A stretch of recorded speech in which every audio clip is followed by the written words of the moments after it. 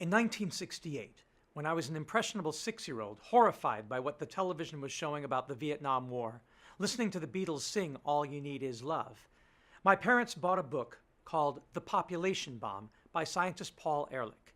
It suggested that we were running out of resources because our population was growing too fast, and we were consuming our Earth's life support system faster than it could regenerate.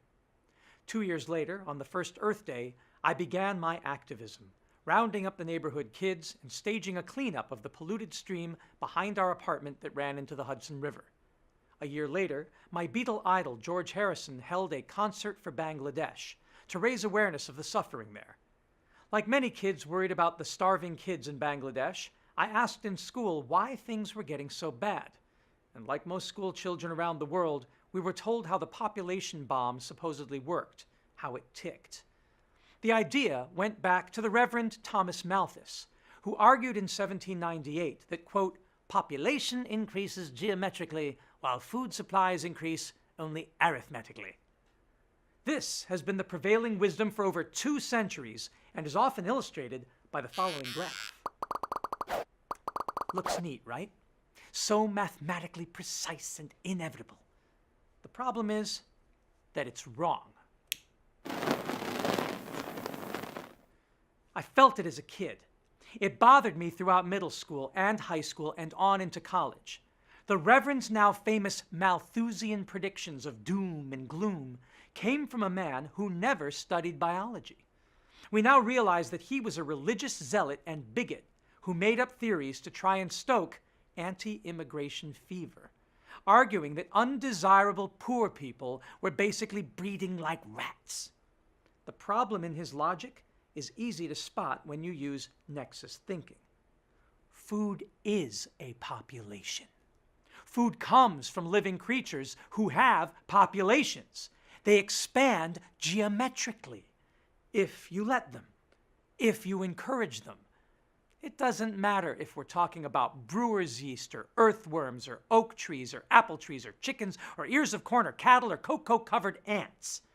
Whatever you eat comes from living organisms that are programmed to reproduce as fast as they can.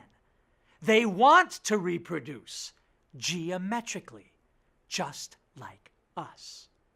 So, population increases geometrically whether it is us or our food. Starving kids in Bangladesh or Ethiopia simply shouldn't happen, and I will insist to you wouldn't happen if we allowed the organisms we eat to do their thing.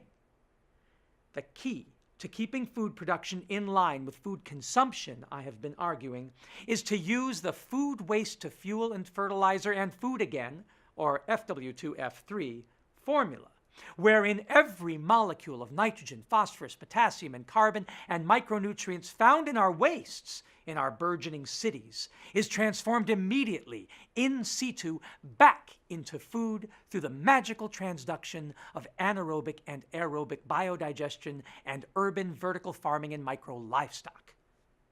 Using these simple technologies to close the loops in the food-energy-water nexus, the curves on those graphs should continue to go up and up in lockstep until we reach the limit set by sunlight.